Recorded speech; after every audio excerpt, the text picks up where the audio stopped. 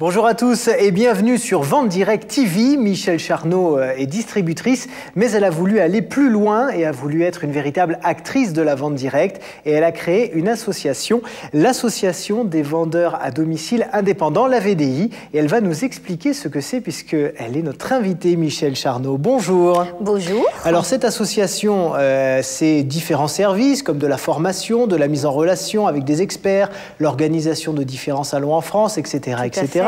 On va en parler. Ça vous est venu d'où cette idée, un jour comme ça, de créer une association pour les vendeurs à domicile? Alors en fait, cette idée m'est venue à la suite de problèmes que j'ai rencontrés dans une entreprise pour laquelle j'ai beaucoup travaillé, je me suis investie énormément. Et c'est vrai que j'avais des collègues qui rencontraient des liens de subordination, des petites choses qui étaient gênantes et qui pour moi ne correspondent pas du tout à l'esprit de libre entreprise. Donc, il y a des personnes qui m'avaient parlé d'association et on s'est dit, bon, on va créer une association. Donc, j'ai créé avec d'autres personnes la VDI.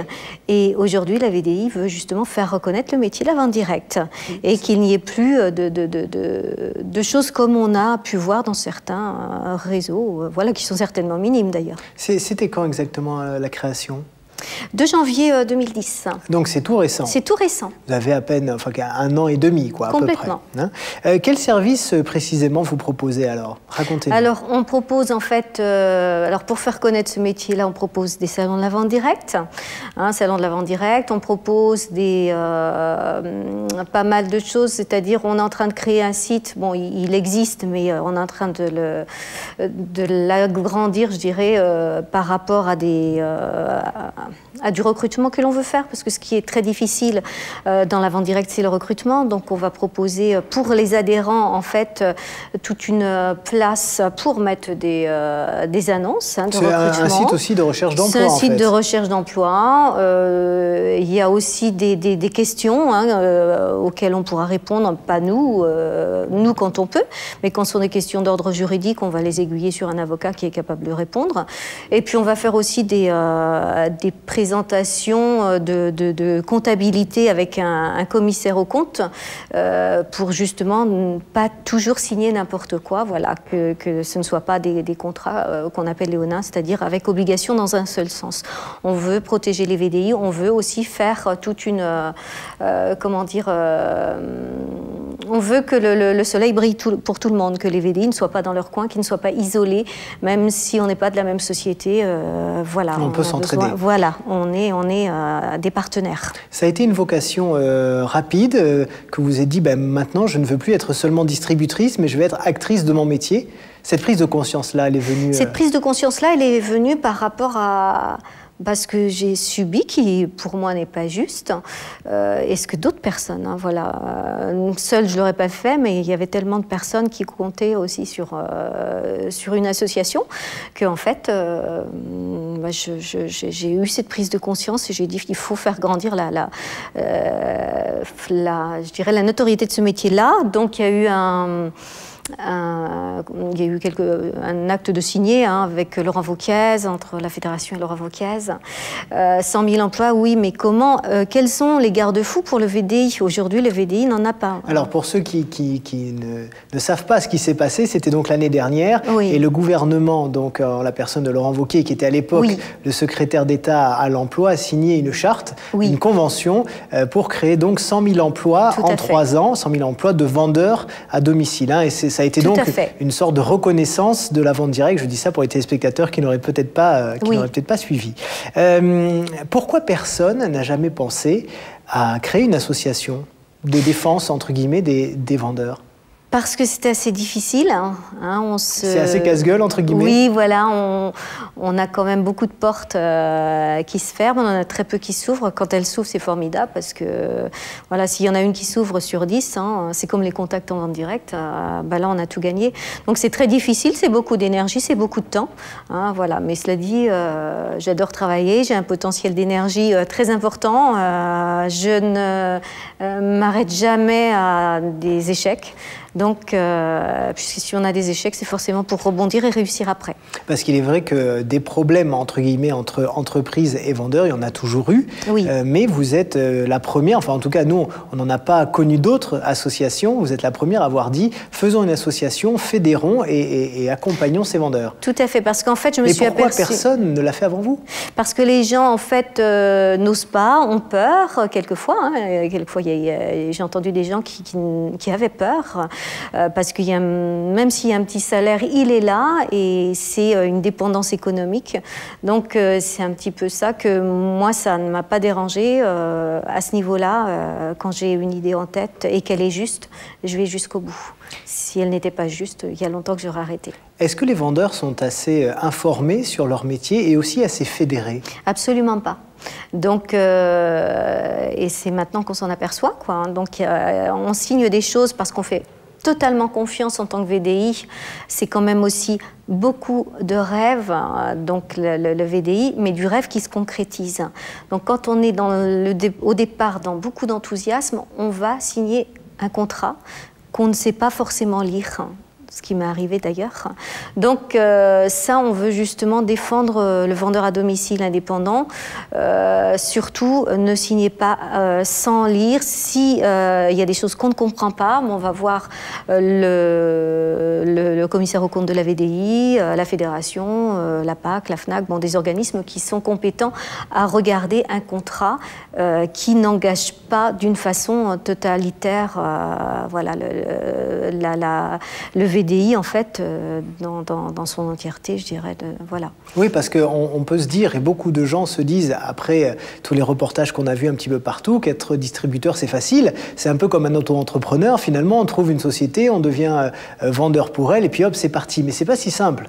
C'est pas si simple. C'est quand même un engagement. Voilà, c'est un engagement, et de la part de l'entreprise, et de la part du VDI, parce que l'entreprise, il a affaire à des gens qui sont totalement libres d'exercer leur métier, mais en même temps, il y a une notoriété de la société à ne pas oublier, donc c'est aussi difficile pour la société.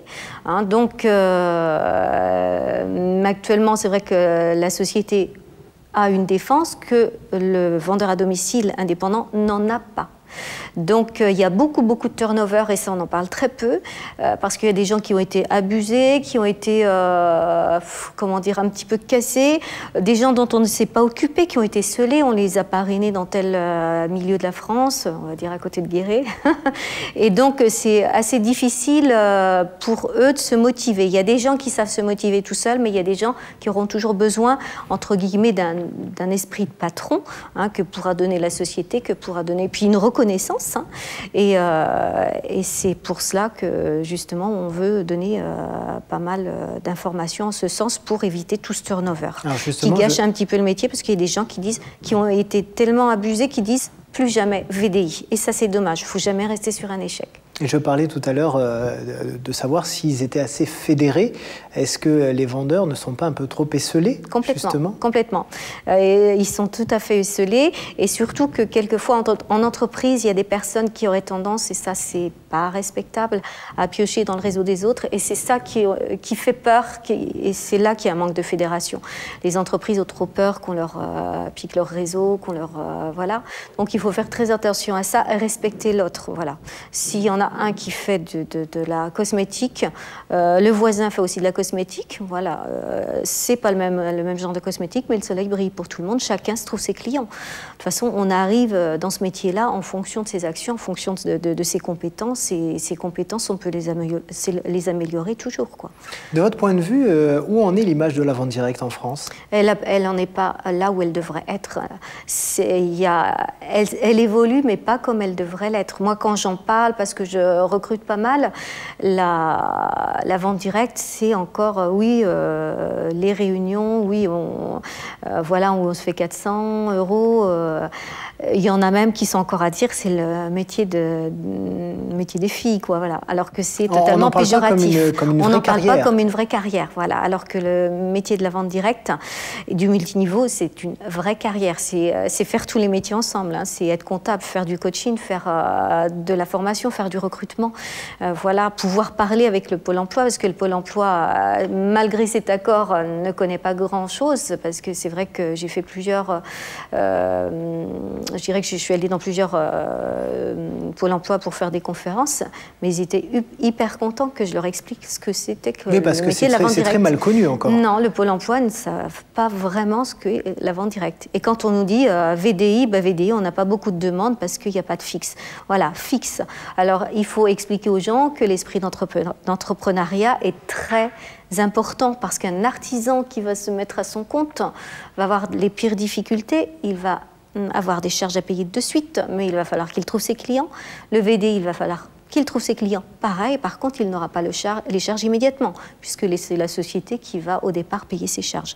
Après, évidemment, quand on atteint un certain chiffre, voilà, il opte pour une autre solution, soit société, soit Genco, soit d'autres choses qui peuvent être entendues par un comptable. Voilà. Tout à l'heure, on parlait donc de quelques dérives sur les relations entre les entreprises et les vendeurs. Est-ce que ça nuit à l'image de la profession ? Complètement. Et en quoi ? Alors, en quoi moi, j'ai des personnes qui ne veulent plus entendre parler de vente directe parce qu'on les a expulsés sans raison. Et on est souvent à Genco. Quand on est à Genco, on a des droits et ces droits-là ne sont pas respectés. C'est-à-dire que, voilà, quand on vous expulse et que vous n'avez pas de préavis, rien du tout, pour une faute qui n'est absolument pas recevable, là, les gens sont dégoûtés à jamais de la VDI. Donc vous avez reçu comme ça des témoignages de gens qui vous ont dit « je ne veux plus du tout en Tout à fait, des témoignages écrits. Voilà. Je ne parle pas dans le vide, jamais. J'ai toujours des écrits pour justifier mes dires. Voilà. Alors qu'est-ce que vous pouvez faire, vous, avec l'association, pour aider les distributeurs en difficulté ? Alors, déjà, qu'ils soient adhérents. Hein. Donc, ce que l'on peut faire, c'est voir s'il y a un problème avec telle ou telle société. Il y en a très peu, mais il y en a. Hein. Donc, et se rapprocher de la Fédération de vente directe. Hein. Moi, c'est ce que je veux à l'avenir pour savoir s'il y a des problèmes avec la société ou alors si c'est le VDI qui exagère, parce que ça peut aussi exister. Hein. On l'a entendu. Hein. Donc, vous faites médiatrice, en fait, c'est ça un petit peu ? Complètement. C'est ce que l'on veut faire et c'est ce que l'on fera. Mais vous ne pouvez pas vous substituer, par exemple, ni à un avocat, ni à un juge. Absolument pas, ça n'est pas notre rôle. Nous, ce sera, oui, le rôle de médiateur, en fait. Alors, quel potentiel a la vente directe en France pour vous? Puisque depuis tout à l'heure, on parle malheureusement des contentieux qui existent, hein, oui. Mais quand même, la vente directe, c'est un très beau métier. Un très beau métier. Et vous en êtes également un exemple, puisque vous êtes dans plusieurs sociétés, vous avez bien réussi. Oui. Alors, dites-nous, quel est le potentiel de la vente directe en France et quelles sont ses qualités? Alors, le potentiel de la vente directe, il est énorme en France. Il n'a pas encore la réputation qu'il devrait avoir. Par contre, petit à petit, il va l'avoir. Je dirais que c'est le secteur où on va employer le plus, hein, où on va lutter le plus contre le chômage. Parce que les gens vont commencer en complément de salaire et petit à petit vont découvrir la carrière.